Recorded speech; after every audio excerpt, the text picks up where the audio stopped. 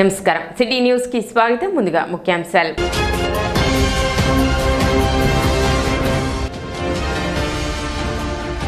1975 June 25 ప్రజాస్వామ్యానికి చీకటి రోజు బీజేపీ పట్టణ అధ్యక్షులు అడపా Sampath Rayudu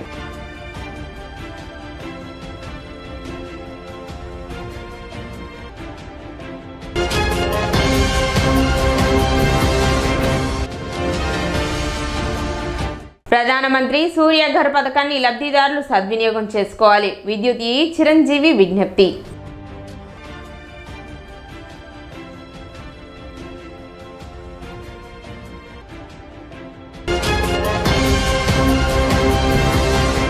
rotary club board of directors శిక్షణ తరగతులు ఆదివారం నిర్వహించారు. Rotary club of Tenali Vaikunthapuram ఆధ్వర్యంలో సుల్తానాబాద్ శ్రీనివాస్ కళ్యాణ మండపంలో నిర్వహించిన ఈ కార్యక్రమానికి తాడేపల్లి, మంగళగిరి, తెనాలి, పొన్నూరు, రేపల్లె రోటరీ క్లబ్ల బోర్డు డైరెక్టర్లు హాజరయ్యారు. 2025-26 క్లబ్ విధి విధానాలు, సభ్యత్వ పెంపు వంటి విషయాలపై రోటేరియన్లు మరియు PDG Anne Ratna Prabhakar, Anil Chakravarthy, doctor Vishnubabu, KS Ramesh, Gutta Venkataratnamulu power point presentation ద్వారా శిక్షణ కల్పించారు.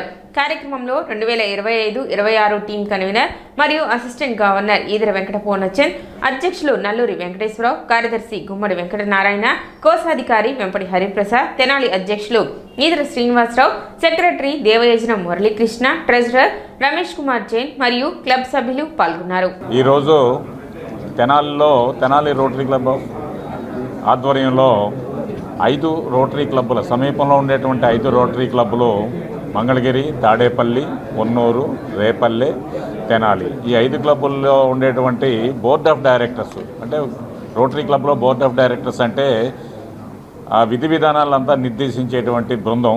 ఆ బృందానికి ఇక్కడ శిక్షణా కార్యక్రమం అనేది జరుగుతుంది. అందులో భాగంగా ఈ 2025-26 సంవత్సరం జూలై 1వ తారీఖు నుంచి జూన్ 30వ తారీఖు వరకు క్లబ్బులను ఎలా నిర్వహించాలి, అందులో సభ్యత్వాన్ని ఎలా పెంచాలి, వివిధ సేవా కార్యక్రమాలు ఏం చేస్తే బాగుంటుంది, ఎలా చేయాలి, అలానే పబ్లిక్ ఇమేజ్ని ఎలాగ పెంచాలి, మాకున్నటువంటి రోటరీ ఫౌండేషన్ ద్వారా కార్యక్రమాలు ఎన్ని చేయాలి, అలానే న్యూ జనరేషన్స్ యూత్ని ఎలాగే ఈ రోటరీ ఫోల్డ్లో తీసుకొచ్చి వాళ్ళకి వ్యక్తిగత వికాసాన్ని మనం పెంపొందించాలి అనే విషయాల మీద శిక్షణ కార్యక్రమం అనేది జరుగుతుంది. అందుకు Tenali rotary club of Tenali Vaikunthapuram వారిని అభినందిస్తూ rotary club of Tenali Vaikunthapuram తరఫున బోర్డ్ ఆఫ్ డైరెక్టర్స్ 5 క్లబ్బులకు సంబంధించి వారికి శిక్షణా కార్యక్రమం పెడతాం జరిగింది. తాడేపల్లి, మంగళగిరి, పొన్నూరు, రేపల్లె, తెనాలితో కలిపి దీనికి ఫ్యాకల్టీగా మాకు శిక్షణ ఇవ్వటానికి వచ్చిన పీడీజీ అన్నే రత్న ప్రభాకర్ గారికి ముందుగా ధన్యవాదాలు తెలుసుకుంటున్నాం. అట్లాగే ఈ ఫ్యాకల్టీలోకి వచ్చిన మన అనిల్ చక్రవర్తి గారు, డాక్టర్ విష్ణు గారు, కె సీతా రమేష్ గారు, మాకు జాయింట్ సెక్రటరీ గుత్తా వెంకటరత్నం గారు, వీరందరికీ ధన్యవాదాలు తెలియజేసుకుంటున్నాం. అట్లాగే 5 క్లబ్బుల నుంచి ప్రెసిడెంట్, సెక్రటరీలు, వారి బోర్డు డైరెక్టర్లతో పాటు వచ్చి ఈ కార్యక్రమాన్ని విజయవంతం చేసినందుకు వారందరికీ ధన్యవాదాలు తెలియజేసుకుంటూ 1975 జూన్ 25 నాటి ప్రధాని ఇందిరాగాంధీ ఏకపక్షంగా వ్యవహరించి దేశవ్యాప్తంగా అత్యవసర పరిస్థితిని విధించారని బీజేపీ పట్టణ అధ్యక్షులు అడపా సంపత్ రాయుడు అన్నారు. ప్రజల కనీస హక్కులను కాలరాస్తూ 21 నెలల పాటు అప్రకటిత నియంతృత్వం రాజ్యమేలి 1977 మార్చి ఎన్నికలలో ఇందిరా ఘోర పరాజయంతో ప్రజాస్వామ్య పునరుద్ధరణ జరిగింది.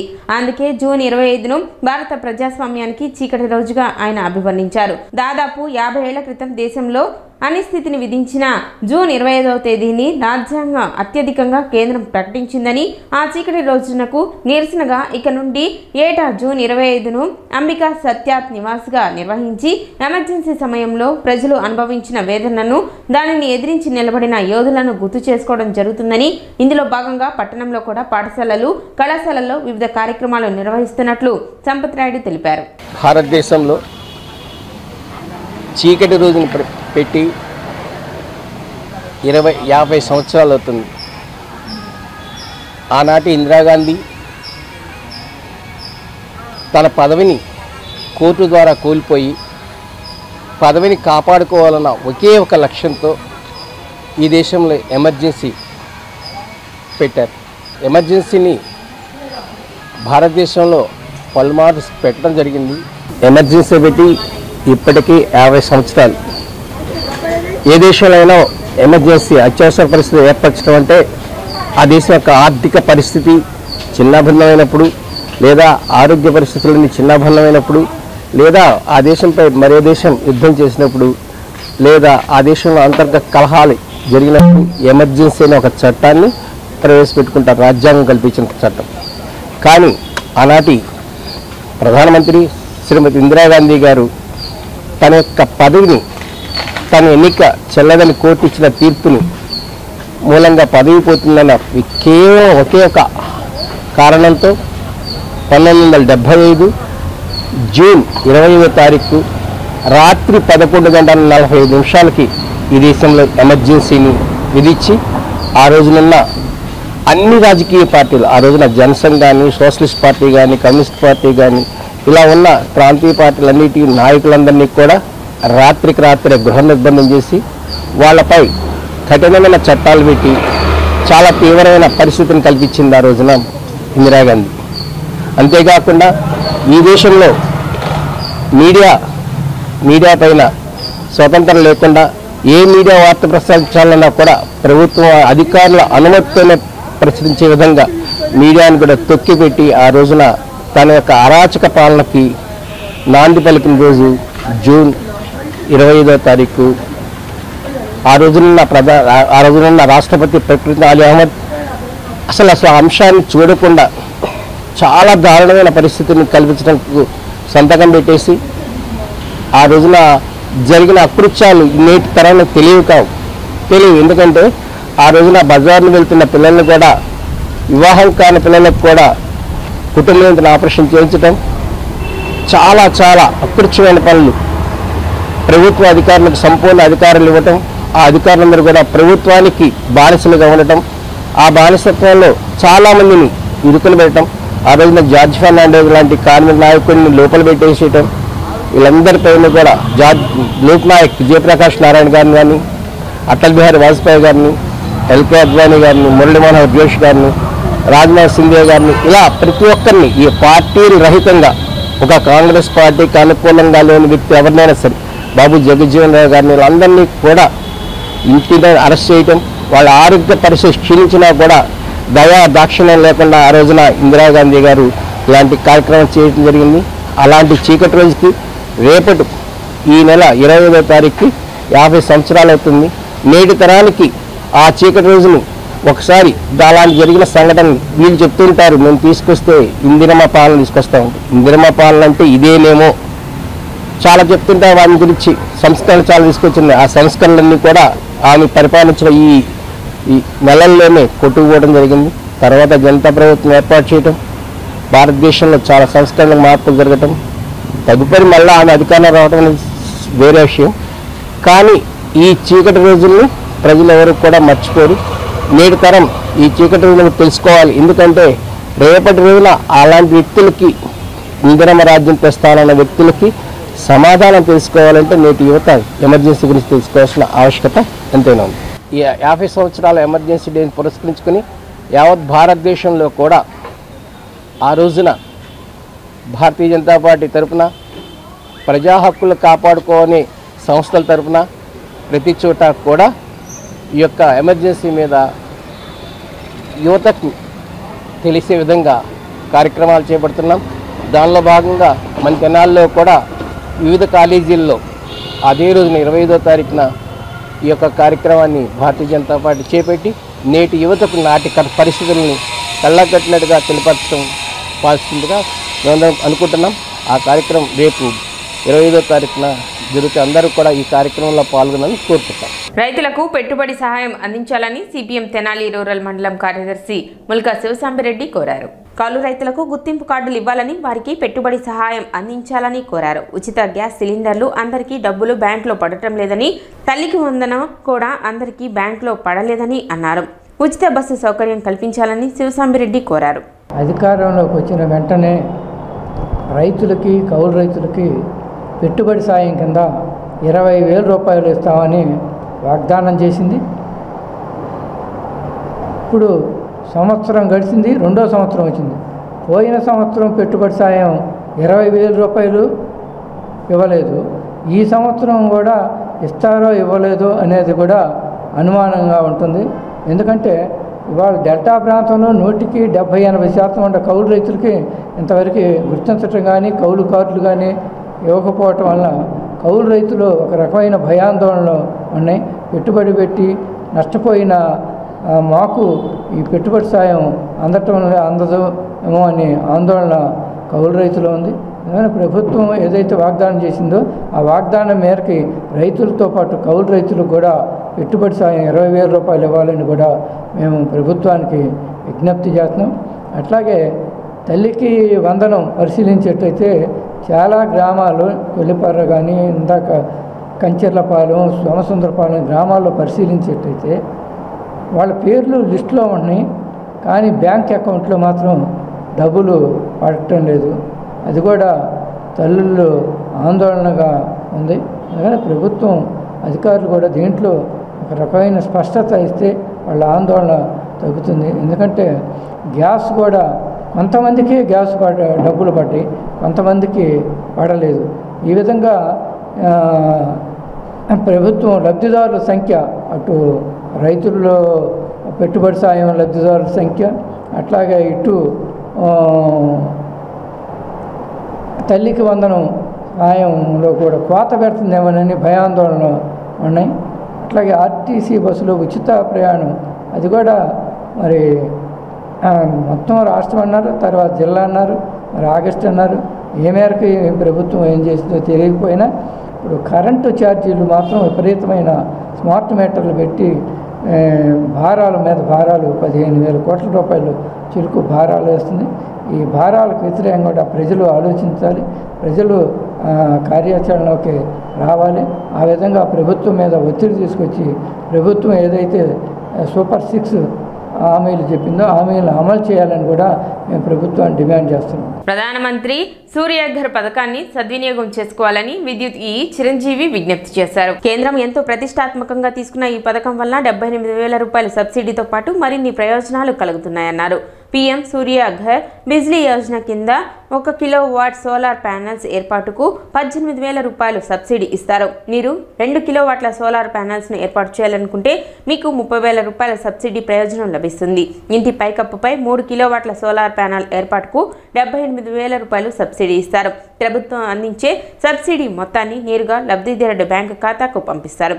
సబ్సిడీ పొందడానికి మీరు ఆన్లైన్లో దరఖాస్తు చేసుకోవాలని అన్నారు. ప్రధానమంత్రి సూర్యఘర్ అనే ఒక పథకం గురించి మేము కూడా చాలాసార్లు మేము అవేర్నెస్ క్యాంపులు పత్రికల ద్వారా కానీ రకరకాలుగా పాంప్లెట్స్ ద్వారా కానీ కూడా అవేర్నెస్ కల్పించాము.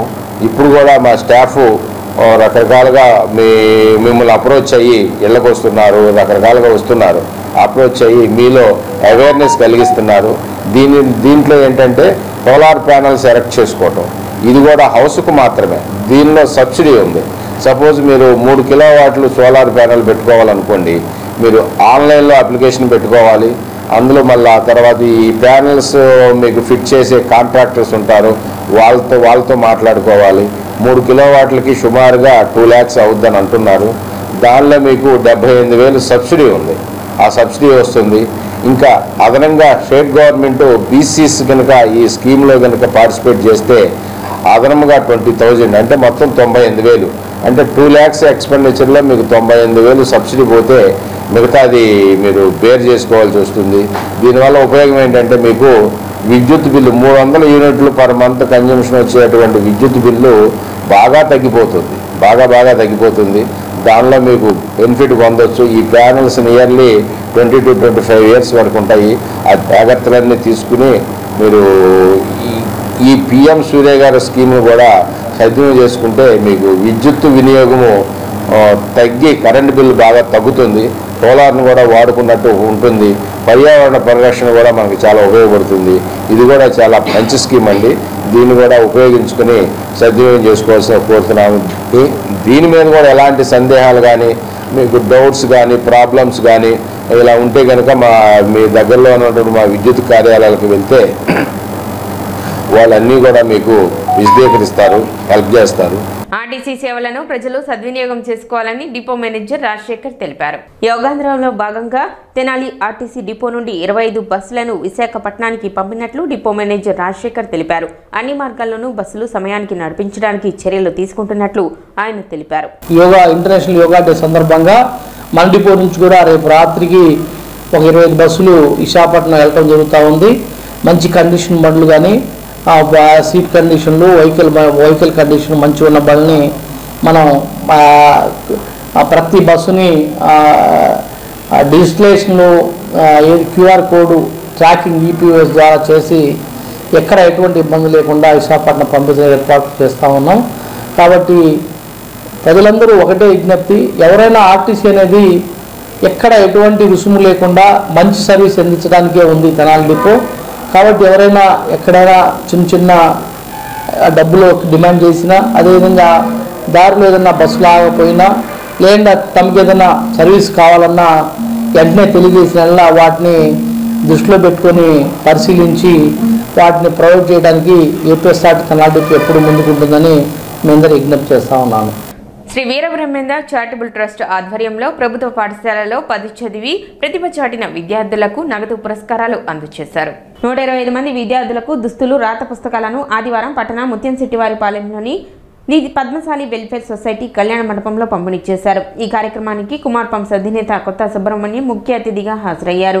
ఈ సందర్భంగా నిర్వహించిన సభకు ట్రస్ట్ వ్యవస్థాపక అధ్యక్షులు ఈఎల్వి అప్పారావు అధ్యక్షత వహించారు. విద్యార్థులు క్రమశిక్షణతో విద్యను అభ్యసించి ఉత్తమ పౌరులుగా ఎదగాలని కొత్త సుబ్రహ్మణ్యం పేర్కొన్నారు. వీరబ్రహ్మేంద్ర చారిటబుల్ ట్రస్ట్ ద్వారా విద్యార్థులకు ప్రతిభా పురస్కారాలు అందజేయడం గొప్ప విషయమని, ప్రతి విద్యార్థి అంకితభావంతో విద్యను అభ్యసించాలని అన్నారు. ఈ సందర్భంగా ట్రస్ట్ సేవలను కొనియాడారు. కార్యక్రమంలో భాగంగా ట్రస్ట్ కోశాధికారి సామ్రాజ్యలక్ష్మి 2025 మార్చిలో మున్సిపల్ పాఠశాలలో 10వ తరగతి పరీక్షల్లో అత్యధిక మార్కులు సాధించిన విద్యార్థులకు నగదు ప్రోత్సాహకాలను అందజేశారు. అనంతరం స్వచ్ఛంద సంస్థ ద్వారా అందిస్తున్న జశ్వంత్, అత్తలూరి బాలమురళీకృష్ణ, శాఖమూరి మల్లికార్జునరావు, శివశంకర్, అరుణకుమారి, రమేష్, శారద తదితరులను సత్కరించారు. కార్యక్రమంలో గుత్తికొండ వీర గురుబ్రహ్మచారి, ఓంకార్, రామ్చంద్, సత్యనారాయణ, ట్రస్ట్ కార్యదర్శి ఈమని వీరేంద్ర, కాంతారావు, కేశవరావు, దుర్గాప్రసాద్, శోభాదేవి, రమాదేవి, శ్రీనివాస్, జ్యోష్ణ తదితరులు పాల్గొన్నారు. శ్రీ వీరబ్రహ్మేంద్ర చారిటబుల్ ట్రస్ట్ను మేము 2006లో కుటుంబ సభ్యులందరూ కలిసి ఈ ట్రస్ట్ ఏర్పాటు చేశాము. మరి మా కుటుంబ సభ్యులందరూ కలిసి 3 లక్షల రూపాయలు బ్యాంకులు వేసి మొదట్లో దాని మీద వచ్చే వడ్డీతో 26,000 రూపాయలు వచ్చినాయి. రూపాయలు అందరికీ విరాళాలు అందజేస్తున్నాము. 1,00,000 రూపాయల స్కాలర్షిప్ ఇస్తున్నాము. తెనాలి టౌన్లో 6 హై స్కూల్లో ఉంటున్న విద్యార్థులకి ఫస్ట్ వచ్చిన వాళ్ళకి 3,000, సెకండ్ వచ్చిన 2,000, థర్డ్ వచ్చిన 1,000 రూపాయలు చొప్పున మా శ్రీమతి సామ్రాజ్యలక్ష్మి రిటైర్డ్ గ్రేడ్ 1 తెలుగు పండిట్ 49,000 రూపాయలు వాళ్ళకి విరాళ మనకి ప్రతిభా పురస్కారం అందజేసింది. శ్రీ వీరబ్రహ్మేంద్ర చారిటబుల్ ట్రస్ట్ తెనాలి ఇది గత 20 సంవత్సరాలుగా ఎటువంటి ఆటంకాలు లేకుండా, కనీసం కరోనా టైంలో కూడా ఈ కార్యక్రమాలను ఆపకుండా నిర్వహిస్తున్నటువంటి అప్పారావు గారికి, వాళ్ళ మిస్సెస్కి, వాళ్ళ అబ్బాయికి వీరేంద్ర ప్రసాద్ గారికి, వీళ్ళందరికీ కూడా కుటుంబ సభ్యులందరికీ కూడా అభినందనలు, ధన్యవాదాలు. ఇంతమంది పిల్లలకి ఈ విధంగా నోట్బుక్స్ కానీ, తెనాలిలో ప్రముఖుల్ని సత్కరించడం కానీ, ఇంకా అప్పారావు గారికి ఉన్న ముఖ్య లక్షణం ఏంటంటే ఈ పిల్లలకు కానీ సమాజానికి కానీ ఏ విధంగా సేవ చేయాలి అనే ఉద్దేశం అప్పారావు గారికే కాదు, వాళ్ళ మిస్సెస్కి కానీ, వాళ్ళ అబ్బాయి, కోడలు, వాళ్ళ కుటుంబం మొత్తం కూడా ఎప్పుడు ఏ కార్యక్రమాలు చేద్దామనే ఉద్దేశంతో ఉంటారు. ఈ మధ్య అప్పారావు గారికి వివాహం 50 సంవత్సరాలు పూర్తయిన సందర్భంగా వాళ్ళ అబ్బాయి, అమ్మాయి, కోడలు అందరూ కుటుంబం మొత్తం కూడా బ్రహ్మాండంగా కార్యక్రమం నిర్వహించారు.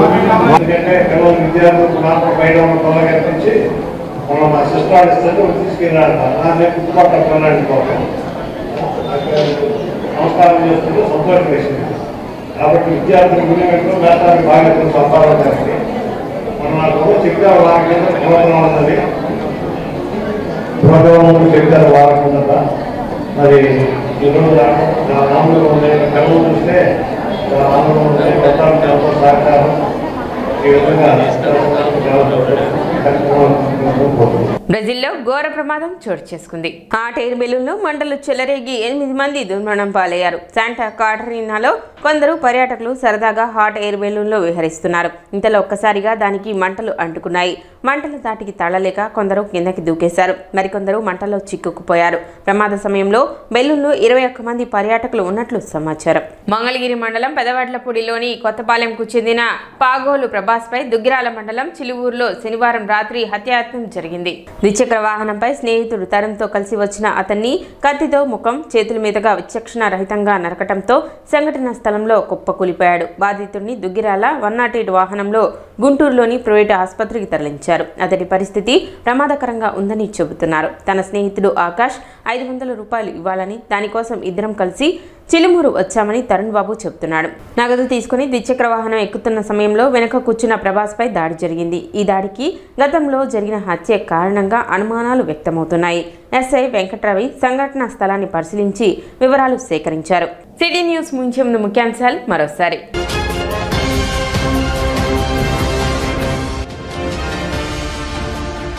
1975 జూన్ 25 ప్రజాస్వామ్యానికి చీకటి రోజు. బీజేపీ పట్టణ అధ్యక్షులు అడప సంపత్ రాయుడు.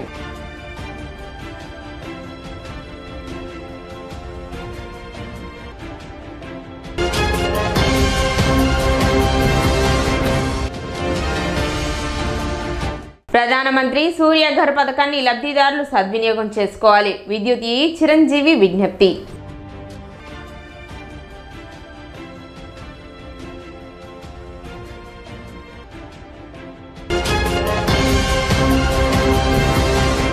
సిటీ న్యూస్ ఇంతటితో సమాప్తం. నమస్కారం.